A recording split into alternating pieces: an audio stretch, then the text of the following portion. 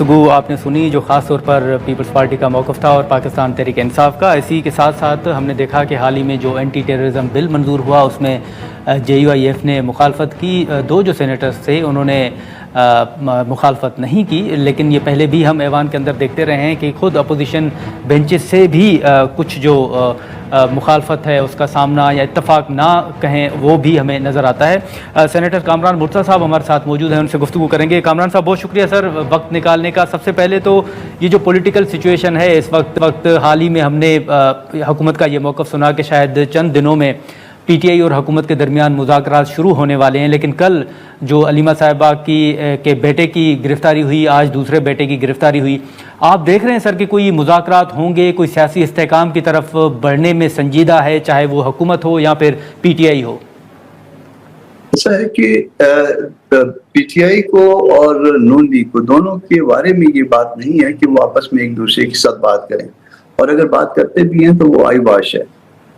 دونوں کا مطمع نظر جو ہے وہ اسٹیبلشمنٹ کے ساتھ مل کے حکومت کرنا ہے. جب کسی کا مطمع نظر اسٹیبلشمنٹ کے ساتھ مل کے اور حکومت کرنا ہے تو پھر دونوں مل کے تو نہیں چل سکتے. یا تو یہ ہے کہ کوئی ان کے درمیان ایسا کوئی سیٹلمنٹ ہو جائے کہ دونوں مل کے جو ہے معاملات کو چلائیں, پھر تو وہ بیٹھ بھی سکتے ہیں, معاملات طے بھی کر سکتے ہیں.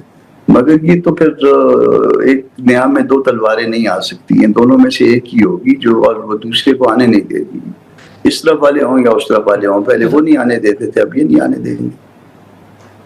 ٹھیک ہے, نہیں لیکن کامران صاحب پھر آپ کو اسٹیبلشمنٹ کا موڈ سر کیا نظر آ رہا ہے, کیا محسوس ہو رہا ہے؟ مذاکرات ہوں گے آپ دیکھ رہے ہیں؟ میرا خیال ہے کہ اسٹیبلشمنٹ کا تھوڑا سا نقطہ نظر تبدیل ہوا ہے اس میں.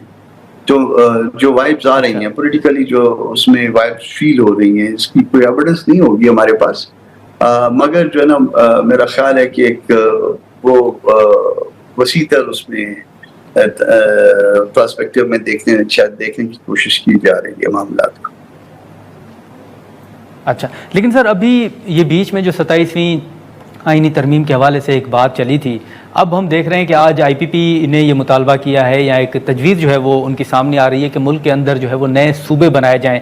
اس پر پہلے بھی بات ہوئی تھی. آپ کو لگتا ہے کہ اس پر کوئی سنجیدہ موو ہے, یا صوبوں کی بات کر کے پھر 27ویں آئینی ترمیم پر جو دیگر سیاسی جماعتیں ہیں ان سے کچھ منوا لیا جائے گا؟ اس میں انفیکٹ جو ہے وہ جو خواہش ہے وفاق کی بھی اور اسٹیبلشمنٹ کی بھی کہ 18th امینڈمنٹ کو ریورس کیا جائے, اور اس میں یہ صوبوں پہ کے معاملے میں بھی ہاتھ ڈالا گیا ہے. اور اس میں کیونکہ صوبے جو ہے نا بعض اوقات جو ہے نا وہ ان کے حوالے جو ہے لینگوسٹک بھی ہیں, اور ان لینگوسٹک حوالوں کو توڑنے کے لیے جو ہے وہ یہ کیا جا رہا ہے. مگر جس ملک میں اس حوالے سے پہلے بہت سارے مسائل موجود ہوں, اس میں ایک نیا جو ہے نا جلدی پہ تیل ڈالنا بلکہ پیٹرول ڈالنا جو ہے وہ کس قدر فائدہ دے گا یہ اسٹیبلشمنٹ کی سمجھ میں نہیں آتا. تو سر آپ کو ایسی کوئی موو یا ایسی کوئی ڈسکشن پارلیمنٹ کے اندر محسوس ہوئی ہے یا سنائی دی ہے کسی جو آپ کے کولیگز ہیں ان سے گفتگو کے دوران بھی؟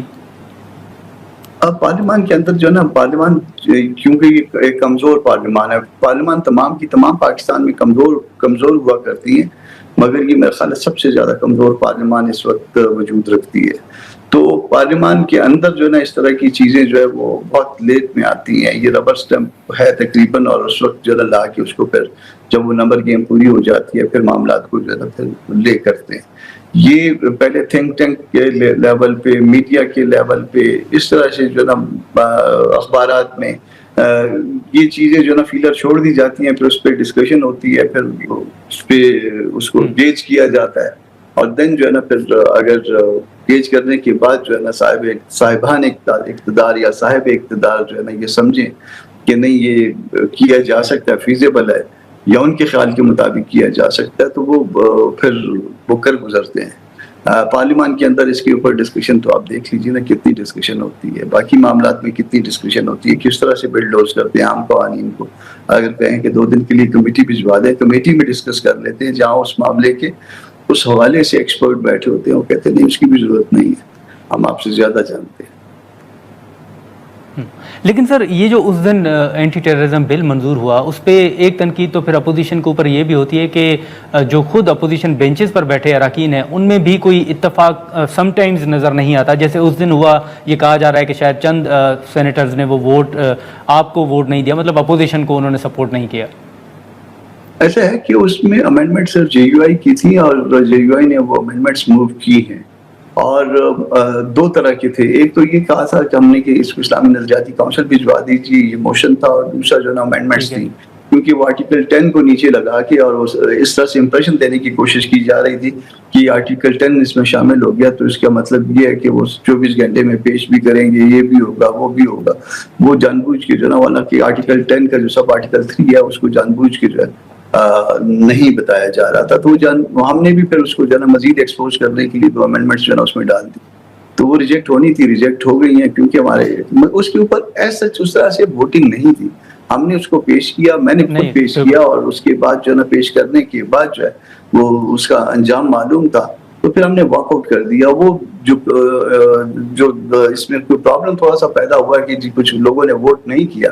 ایک تو یہ ہے کہ ہمارے ہاں ایک اپوزیشن لیڈر جب ہوتا بھی تھا تو کبھی بیٹھ کے ہم نے آپس میں فیصلہ نہیں کیا, کبھی کوئی اسٹریٹجی نہیں بنائی. آج تک جو ہے نا اس پارلیمان میں کبھی بھی جو ہے نا کسی معاملے پہ بھی اسٹریٹجی نہیں بنی ہے. ہم نے آپس میں کسی طرح سے بھی مشاورت نہیں کی, اور اب بھی اس دفعہ بھی نہیں ہوئی یقیناً.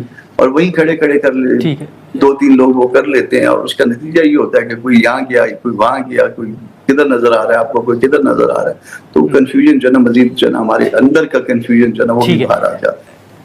ہاں, لیکن کامران صاحب آپ نے اپوزیشن لیڈر کا ذکر کیا, تو ابھی جو خان صاحب کا فیصلہ آ رہا ہے کہ اچکزئی صاحب قومی اسمبلی میں اور سواتی صاحب سینٹ کے اندر اپوزیشن لیڈر ہوں گے. حال ہی میں کچھ خبریں یہ بھی آئی تھیں کہ شاید مولانا صاحب کو بھی یہ آفر کی گئی تھی کہ وہ اپوزیشن لیڈر بنے. کیا ان خبروں میں صداقت ہے, یا آپ اچکزئی صاحب کو سپورٹ کریں گے ایز اے اپوزیشن لیڈر؟ اس کو دو الگ الگ حصوں میں تقسیم کر لیجیے نا. مولانا صاحب کو جو ہے وہ ہم ایک بے اختیار اپوزیشن لیڈر نہیں بنانا چاہتے. ہم اپنے قائد کے ساتھ جو ہے نا قائد کو اس مشکل میں نہیں ڈالنا چاہتے, تو ہم جو ہے اس بات کے اوپر تیار نہیں ہے. باقی مجھے پتہ نہیں ہے کہ اس طرح کی کوئی آفر ہوئی ہے کہ نہیں ہوئی ہے. البتہ محمود خان صاحب ہمارے لیے محترم ہے, اور اگر وہ بنتے ہیں تو ہمارے لیے جو نا حق بھی ویسے جو ہے پی ٹی آئی کا, کیونکہ ان کے پاس جو ہے نا وہ اس وقت اپوزیشن میں میجارٹی ہے, وہ اپنا لیڈر دیں, اپنے پسند کا کوئی اور لیڈر دیں, یہ ان کا حق ہے. مگر ایک بات جو ہے اس میں وہ تکلیف دہ ہے کہ ایک دفعہ اچکزئی صاحب کا نام فائنل کر کے اور میڈیا میں آ گیا, پھر ان میں مین میخ نکالنے کا عمل شروع ہو گیا کہ نہیں جی وہ تو فلانی کمیٹی اس کی منظوری دے گی, فلانا کام کرے گی. وہی کنفیوژن جو سب جگہ پہ جو ہے نا نظر آتا ہے وہ یہاں پہ بھی نظر آنے لگ گیا. اور یہ اس طرح سے کسی کو بھی, کسی دوست کو بھی, کسی شخص کو بھی, کسی محترم آدمی کو بھی اس طرح بے عزت نہ کریے. ایک دفعہ اس کو بنا دیں اور اس کے بعد جو ہے نا کہ نہیں ابھی تو اس کے اوپر یہ فیصلہ کرنا ہے, اس کے اوپر وہ لوگ بیٹھیں گے, فلاں کریں گے. آپ کو یہ ضرورت نہیں ہوتی کہ اس طرح کی باتیں جو ہے نا میڈیا کو دے دیں. آپ پہلے فیصلہ کر لیجیے, جہاں پہ بھی کرنا ہے وہ آپ کا حق ہے, اس کے بعد جو ہے نا وہ آپ میڈیا کو اعتماد میں لیں. چل ٹھیک ہے.